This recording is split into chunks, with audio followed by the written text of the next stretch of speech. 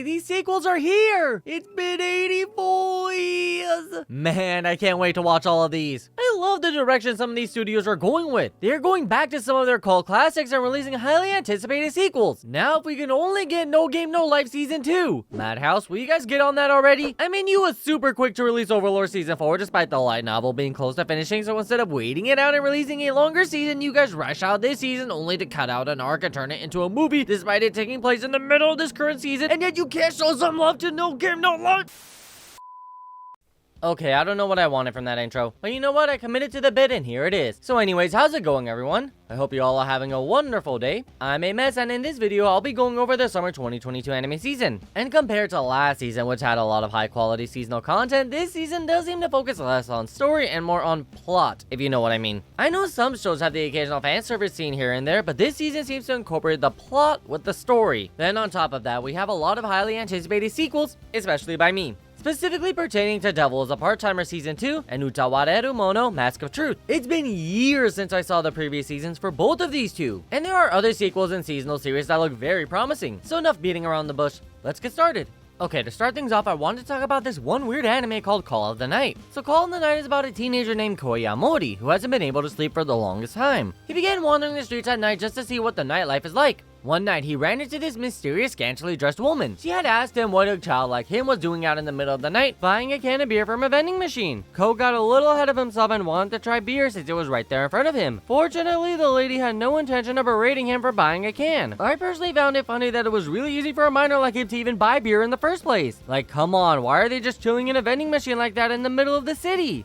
Anyways, after learning that Ko was out because he had been struggling to sleep, she offered him a solution. She ended up bringing him back to her place and told him to lie down on her futon with her. Naturally, Ko thought she was trying to sell herself to him, but she had assured him that that wasn't the case. She was just trying to help him relax with the comfort of her words and presence. Knowing full well that it wouldn't work, Ko decided to fake going to sleep to see what would happen. After this lady had believed he truly fell asleep, she suddenly bit into his neck and proclaimed he was the most amazing thing she had tasted. Then Ko just casually sat up and asked what she did. Granted, getting your neck bit while at some stranger's house is a perfectly normal thing that happens to everyone, so his reaction was completely natural. I couldn't even begin to tell you how many times that happened to me, so this was definitely the most natural response. Anyways, we then learned that the lady's name is Nazuna Nanakusa, and she is a vampire. Ko then got a little excited and started to wonder if he's going to turn into a vampire now. Turns out no. In this universe, a person can only be turned into a vampire under very special conditions, and it would be that the person being bit needs to be in love with the vampire biting them. And thus begins Ko's quest to learn to fall in love with Nazuna and become a creature of the night. So this series is unusual to say the least. It's a supernatural romance that if I had to compare it to another series, it would be like that candy shop anime Dagashi Kashi, but with vampires. The story so far has been about a teenager who meets a mysterious woman and begins to develop feelings for her. Actually, no, he doesn't begin to. He actually has admitted that he doesn't understand what love is or how it feels. So it's a story about him learning to love so he can achieve his true goal of becoming a night creature. Also, it wouldn't be a romance anime without the good old jealous childhood friend. But in this series, the childhood friend had some guts to her and had asked out the protagonist only to be given that whole I don't understand love speech, which was ultimately a rejection. But it does seem like she might still have feelings for him, so we'll see where the story goes from here. Oh, I almost forgot the most important part. Apparently, the act of sucking someone's blood is not only a food source for vampires, but also counts as the vampires having sex. Again, makes perfect sense. Eating and sex are this like the same thing, so that's perfectly normal. Okay, in all honesty, this is the weirdest part of the story, but does allow for some comedic reactions from both Ko and Nazuna. Outside of the story, the animation is pretty nice, and they have some scenes where the backgrounds have these very rich and bright overlays, and it was the first thing that caught my attention. Outside of that, nothing is super out there or really drawing me into the series. I would personally say this show is mid. It has the potential to become a high tier anime, at least for the season, but it would be a stretch to say it can become among the best of the season. I highly doubt that it will fall off and become a waste of time, so for now I'd say if you have the time, go for it, but don't go out of your way to watch this series. Next up, I want to quickly go over Black Summoner. So Black Summoner is about a man named Kelvin who is reincarnated into another world as a summoner, And for his first summon, he chose the goddess whom had reincarnated him there. He had also given up all of his memories from his previous life in order to get more skill points so he can have a head start in this new world. And the reason the goddess agreed to become his summon was because he claims that he was in love with her. And despite him giving up all of his memories, he will definitely fall in love with her again. She was so touched by his response, she decided to go along with him and enjoy an extended vacation. Also, despite being one of his summons, Kelvin is unable to summon her because he doesn't have enough mana to do so. So for now, she is more like a Google search engine in his head rather than a beautiful, all-powerful goddess. As for the story, it seems to have a very comedic overtone, but there seems to be a slight emphasis on it having a messed up world, or society to be more specific. They show some scenes with demi-humans and other species locked up in cages and even a slave trader here and there. But I'm not sure if Kelvin is going to heavily involve himself in trying to help the demi-humans, because he walked by a slave trader without so much as a care in the world. For the most part, I feel like this is an isekai Pokemon series, seeing as how he has to weaken a monster before capturing it as a summons. Also, these monsters have the capability to evolve, so yeah, this is genuinely a Pokemon isekai. Of course, since it is an isekai, there's most likely going to be more mature content than your basic Pokemon series. So this show seems interesting, but there is a better alternative out there, at least in my opinion. And that alternative will be My Isekai Life, which is about an overworked businessman named Yuji Sano, who was summoned into a new world as a monster tamer, and then he gained a bunch of slimes as his pets, who then quickly helped him gain a tremendous amount of magical knowledge through them reading a shack full of grimoires that allowed him to become a sage all within a day of his summon or reincarnation. I honestly don't know which it is because the series does not begin with him awakening in the new world, but sometime after it where he single-handedly saved a town from a giant monster army. As the story progresses, we get flashbacks of his previous life and his first arrival into this new world. So instead of quickly jumping through the initial setup of the awakening and the gaining of power, the series jumped into showing off this ultimate power that our protagonist has and continues the story from there, and then slowly revealing his past. The story has more action than Black Summoner while also retaining some mystery about the protagonist because they didn't quickly start with his awakening or summoning. Also, one key difference I want to specify between the two shows, and that is how the protagonist class is treated. In Black Summoner, the Summoner class is treated as a very rare and highly coveted class due to the class's ability to tame and improve the strength of the summon, while in My Isekai Life, the Tamer class is actually considered a very useless class due to the fact that the Tamer's strength depends on his summons, and it's highly unlikely that a Tamer who relies on their animal strength to fight has the capability to tame a powerful animal or monster. So not only is a tamer considered weak and helpless, but their pets are most likely nowhere near as strong as a normal adventurer. So Yuji is constantly looked down upon in each new city he enters, despite him pulling off some unbelievable feats in the previous one. This is definitely the one isekai that I would recommend to watch if you don't have the time to watch other isekais, but there are other series that I would rate much higher than this. And not just the sequels, I'm also talking about some of the seasonal content as well. Okay, now let's get into the top rom-com of the season, and that will be My Stepmom's Daughter is My Ex. Yes, this is a rom-com about step-siblings who used to date. And on the surface, they hate each other, but deep down, they still have feelings for one another. The Irido siblings, Mizuto and Yume, not only have to deal with their ex now living under the same roof as them, but they also have to put up a farce so their parents never figure out that they used to date. So despite them not being able to stand each other, they now are acting like proper siblings as to not cause any problems for their parents. This not only causes them great discomfort at home, but throughout the rest of their day as well. Especially since they now go to the same school, are in the same class, and even have to sit right next to each other, since they have the same last name. This show is both cute and funny, but it does have some serious-esque moments that make me excited for the rest of the season. Unfortunately, that's all I can say about the series without just listing off funny moments, so I'll just end it with this. This series is a must-watch in terms of just the romance aspect. There are funnier shows this season, but in terms of the romance, I genuinely think this will be the best of the season, despite certain sequels coming out. Before I move on to the next series, I think I should clarify that this series does lean more towards the comedy aspect, but while I was watching it, I was getting the sense that it will become way more serious as it progresses, hence me claiming that it will be the best romance of the season. Now, these next shows are kind of up in the air. They could be a hit or miss depending on the person, but I still think they are worth checking out. First up is Phantom of the Idol. It's about an idol named Yuya who is a man who wanted to make a quick buck, so he joined an idol duo called Zings. Unfortunately, Yuya is lazy and unmotivated to put in any effort, and when he was on the verge of being fired, he ended up meeting the ghost of a former popular idol, Asahi. She accidentally possessed him and went up on stage in his place, causing a huge uproar about the sudden change in personality. Of course, this ended up boosting his own popularity, so Yuya decided to work alongside Asahi so he doesn't have to work hard to make a lot of money. Now, this show is funny. It truly is. But it has a very glaring weak point, and that is the music and choreography. Honestly, I came into this series not expecting it to be on your boy Kongling's level, but for it to at least have some decent animation for the dance scenes. Unfortunately for the dance scenes, they opted to use the ugly CGI animation. And then the music itself is just so bad. So I've just been skipping any musical parts and just focusing on the story. If you do enjoy the music, great, that's one more positive thing about the show for you. I just personally couldn't stand it. It felt so lazy and basic. The worst part is that the song itself takes up so much of the episode. You would honestly think they would have put in more effort to make it the best part of the series. Unfortunately, that is nowhere near the case. If you want to have a laugh, go ahead and watch it. If you want a good story, awesome music, and beautiful animation, then just skip this series altogether, because you will not find it here. This next 50-50 up in the air anime is one that I am actually leaning more towards recommending rather than just dismissing it as a waste of time, and that is the Yakuza's Guide to Babysitting. Now before I talk about it, I just wanted to state that the reason this is an up in the air anime is because it seems like the type of show that will have a repetitive narrative. There's nothing wrong with the story in general. It just seems to have a fairly straightforward and cliche plot. The story is simply about a badass Yakuza member who's notorious for his violent nature, who suddenly gets thrusted into babysitting a little kid. It's a comedic slash heartwarming anime that kind of has a way of the house husband vibe to it. The only thing that I question about it is how predictable will the storyline be.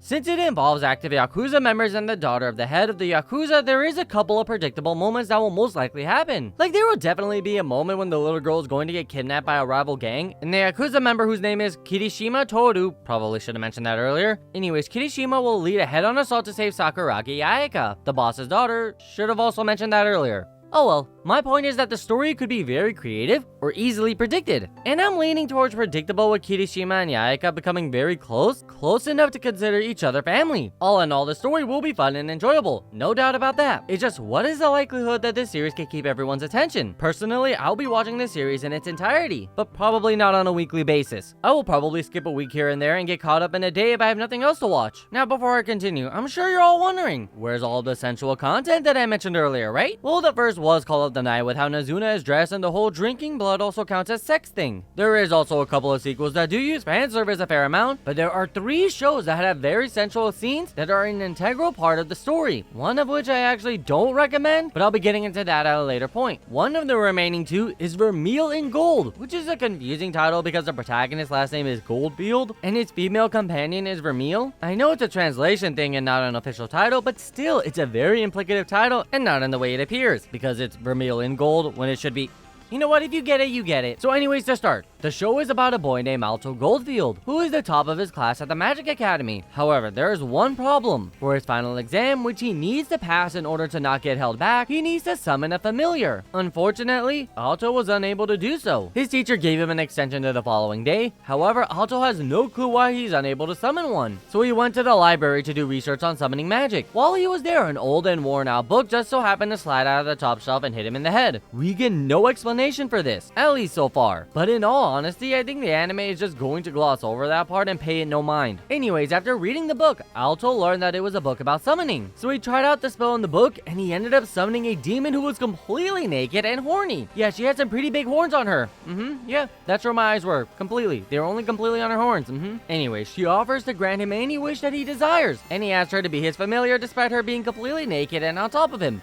Missed opportunity. So now he has a familiar who is a really busty and sexy demon lady named Vermeil. Of course, demons are synonymous with chaos and destruction, so he has to pass her off as a human familiar, which is hilarious because not only is she really beautiful drawing everyone's eyes, but also the first recorded human familiar. Also, the fact that she is all over Outtro is drawing the ire of his jealous friend Lilia Kudefeld, who is head over heels for him. Now, Vermeil is incredibly powerful, but she had been sealed for so long she has a limited amount of mana, so she needs to borrow some from Outtro with a very lewd and sensual kiss, and for some reason she strips whenever they kiss. We still don't know why though. What makes this even more confusing is that she doesn't do it every time, it's every other time they kiss. Now this is a very sexual but also very funny show. You just need to look past the fact that the female protagonist is constantly stripping, or don't. I personally don't judge. Now the next show I wanted to mention is very similar to Vermeil in Gold, but with a little more seriousness to it and a lot less stripping, and it is Engage Kiss. It has a similar plot thread with a demon kissing a man to gain power, but it's less sexual and has more more action. The protagonist, Shu Ogata, is a demon hunter who left a successful demon hunting company, and he's now broke trying to work as an independent hunter. However, he is contracted with a very powerful demon named Kisada, and she pretty much treats their relationship not as a professional partnership. No, she treats it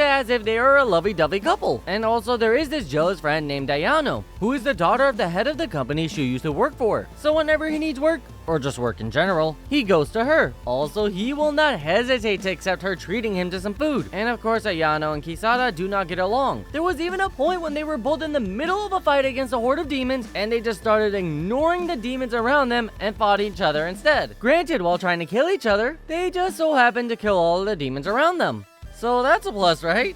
And now, what I feel separates the show from other demon hunter shows, and will keep it interesting, is that there is a bidding system for companies to claim the right to hunt a demon. Which is funny because there is a demon running rampant, yet there is time for an auction to happen to see who gets to kill it and claim the reward. Also, it looks like the way the bidding system works is that it's not who pays the most gets the hunting rights, it's whoever asks the least in terms of reward money gets to go after it. Which sort of breaks the auction system because the protagonist runs a small company with him and his contracted demon, so they can ask for less than half of the next lowest bid and not be in jeopardy. That is what you would think, but he always finds a way to spend the money and have little to nothing to last the rest of the month. A few more interesting things that are worth mentioning is that compared to Vermeil and Gold, this show has so much more world building and lore to it. Like there's a man-made island with a very rare mineral used to power the city. There's also Shu's backstory. One of the reasons he left the previous company he worked for was because he felt that there were certain jobs he needed to do, specifically jobs that involved killing demons. He didn't want to waste his time with any other job. The reason he wants to kill demons so badly is because he wants revenge for the death of his parents and younger sister. He's so desperate for revenge that he went ahead and made a contract with a demon. Now, in order for the demon Kisada to use her full power, she needs to have a sensual kiss with Shu. Now, what she takes from him with this kiss are his most cherished memories, some of which turned out to be the memories of his relationship with Ayano. Stuff like this makes this show so much more engaging than the ecchi failed Vermeil and Gold. So this is one of the don't miss non-sequel series from the season. It does have some lewd scenes, but nothing on Vermeil and Gold's level. So for those who don't like fan service that much, this will work out perfectly for you. Now, for the most lewd series this season, it's Harem in the Labyrinth. By far, this was the worst anime coming out this season, even more so than Chimimo, which is literally about a cute demon monster invading the human world to conquer it, and instead they became domesticated pets. I literally summarized the whole series with that one sentence. Honestly, this series wasn't bad, it was just boring. It does, however, have a very unique art style that kind of resembles water paint, which I thought was cool, which is why I started watching it in the first place.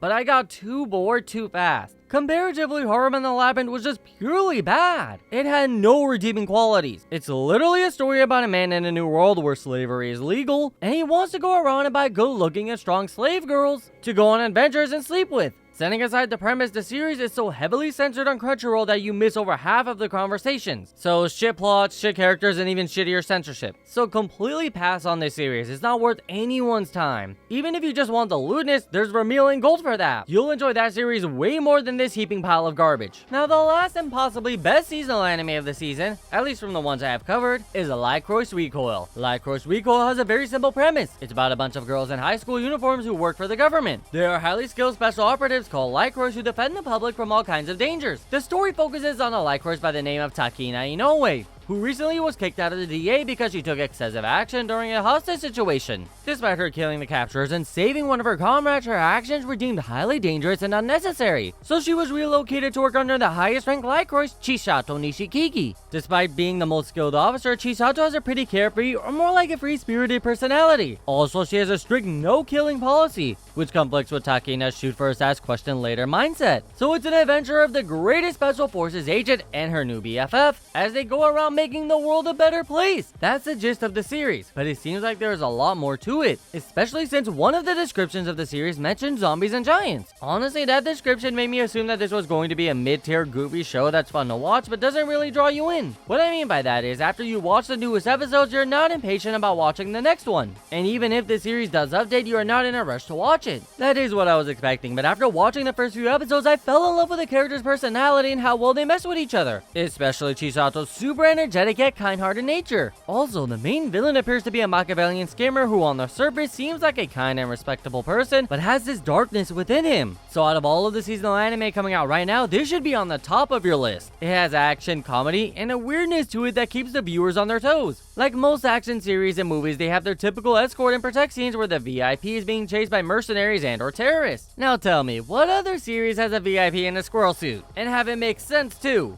It's not completely random or an out there scene. The VIP in the squirrel suit is a world famous hacker who goes by the pen name Walnut. He dresses up in a squirrel suit to keep his identity a secret since he is a hacker. Animosity is their thing, even if it's from the people who are protecting their lives. It makes sense that they don't want anyone having any info on them. So yeah, this is definitely worth a watch. So now for this portion, I'm going to quickly go through the sequels. Cause let's be honest, if you've already seen the previous season, you know if you want to watch the new one or not. But I still wanted to talk about them though, mainly because I am looking forward to some of them, while the others I decided to go back and watch the previous season, despite them not being that good. I still forced myself to watch them just so I can give proper advice about which shows will be worth everyone's time. Because honestly, I didn't see a point in only talking about the ones I enjoyed watching. So first off, let's start with Made in Abyss. The first season was really amazing with how it established the Abyss as a cruel and unforgiving place. Then the movie sequel went on to emphasize that point with the battle against Bondrewd, the Sovereign of the Dawn. This morbid atmosphere is what draws you into the series, and it seems like the second season continues that trend. So I'm definitely looking forward to watching it, and I would highly recommend watching this series if you haven't already. Next, let's go over Classroom of the Elites. Despite it having a cool plot design with the school provides you with income based on the class's overall performance plotline, but I thought the thing with the classes having their own hierarchy and how each class leader is trying to compete against and hinder the other classes was a little too much, at least in terms of how over the top the class hierarchies were. When I saw that they made a second season, I decided to go back and finish the first season,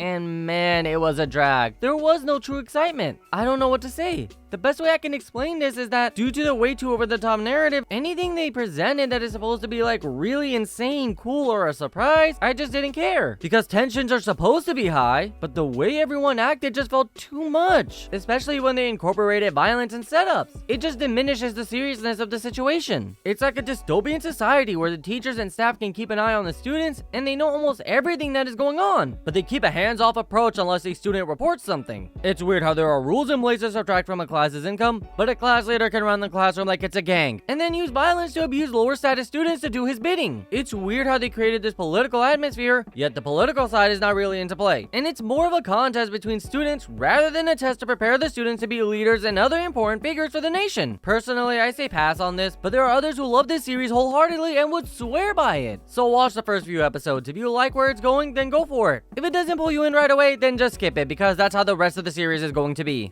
Now let's get into Rental Girlfriend. I love the first season, and the second does seem to be a little more serious in terms of Kazuya's relationship with Chizuru. Kazuya seems to be more forward with Chizuru, but he lacks the confidence to straight up tell her how he feels. So this will be a nice continuation of the previous season. Definitely a must-watch sequel. And for those deciding if they should watch Rental Girlfriend, if you like romantic comedies with some adult themes to them, then yeah, I would recommend it. This is not one of the best in terms of adult romantic comedies, but it is a good one, especially since it has the unique feature of the female characters being rental girlfriends. This allows the whole they are oblivious to each other's feelings bit to work a little bit better. Since they have a fake relationship going, neither party can really confess their feelings. So just to reiterate, yes, you should go watch it. Now, okay, so I really wanted to talk about this one because it's up to season 4, and the first two were awesome and really well thought out, but the third season was so bad I didn't even finish it. I was genuinely surprised that it got a 4th season, so I once again forced myself to finish it. And it was still just as bad as it was back then. The season did not get better near the end. If you haven't figured it out by now, I'm talking about Danmachi.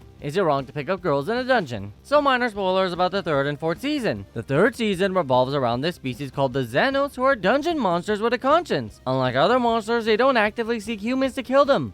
As a matter of fact, the other monsters hunt them down. So this season is about Belle trying to find a place for them so they can move up to the surface. But there's a group of adventurers who are capturing and selling them into slavery. And while watching this season, it felt like no matter what Belle did, it would not end on a positive note. And even if it does, it wouldn't make sense. It would be a stretch to make it work. Luckily, the 4th season doesn't seem to be continuing with the Xenos storyline, but they are mentioned. So it's not like they will never show up again. They're just out of the main picture for now. They are no longer the main focus point of the season. So this season looks like it's going back to the adventuring aspect and dungeon exploration. Then there's also the description of the new season, which mentions a murder. So it does seem like this season is going to be way more exciting than the previous one. Okay, now for my top 3 shows this season. And not just in terms of the sequels either. I have been super hyped for all of these, and in my opinion, they are all must watch. First, let's talk about A Devil is a Part-Timer. It's been 9 years since the first season came out, and I couldn't be happier. I have been dreaming of a sequel for so long, and it's finally here. It looks like it's keeping the same comedic tone, with the first episode introducing a baby who was born from a golden apple, and claims that her parents are Mao and Emmy. Yeah, it's already looking like it's going to be as funny as the first season, and I honestly can't wait for the rest of it. Now let's get into Overlord.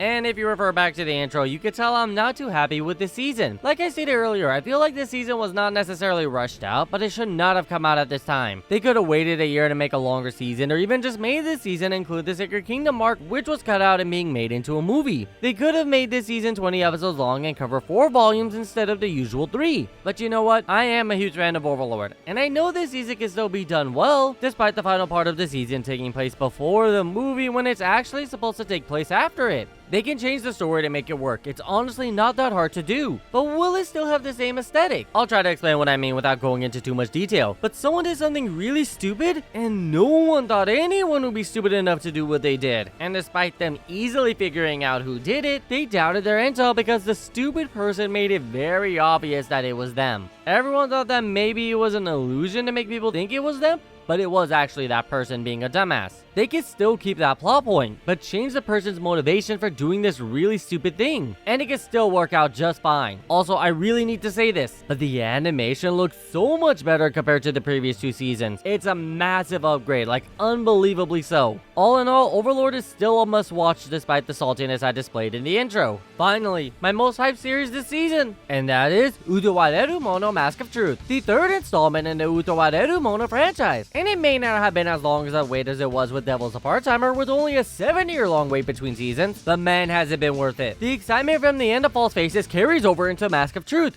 The craziness continues, and I was left on the edge of my seat wondering what other crazy turn of event were about to happen. I never played or looked into any of the games, so I don't know if this story's quality remains the same, but nonetheless, this has been my most anticipated sequel for the longest time, and I'm excited to see where it goes. I do recommend looking into the first season despite it not being directly related to the second. The only connection it has is that the secondary characters from the nation of Tuzkuru are the main characters in it, but if you can't find it, it's no big deal. You won't miss anything big, just some backstory about the masks and curses, but nothing that will affect the experience of the next 2 seasons. Honestly, this season may not be as good as the last one, but the absurd amount of highly anticipated sequels make it one of the seasons with the most hype going into it, and probably one that will be remembered for it driving home the fact that anime sequels are wanted and can be good for studios. And who knows, after this season, maybe studios will start announcing sequels for the series that we thought were forgotten, never to see the light of day again. Besides the sequels, we do have a handful of good seasonal content, and this is just my opinion based on the shows that are available for streaming. There may be some shows out there that wasn't available on the streaming services that I own, and it may be better than all of the shows I listed in the video. If that is the case, feel free to let me know in the comment section down below, and I might just go to a pirated site just to watch it. And with that, I'd like to thank you all so much for watching. I truly appreciate it. I look forward to seeing you in the next one, and remember to keep having fun.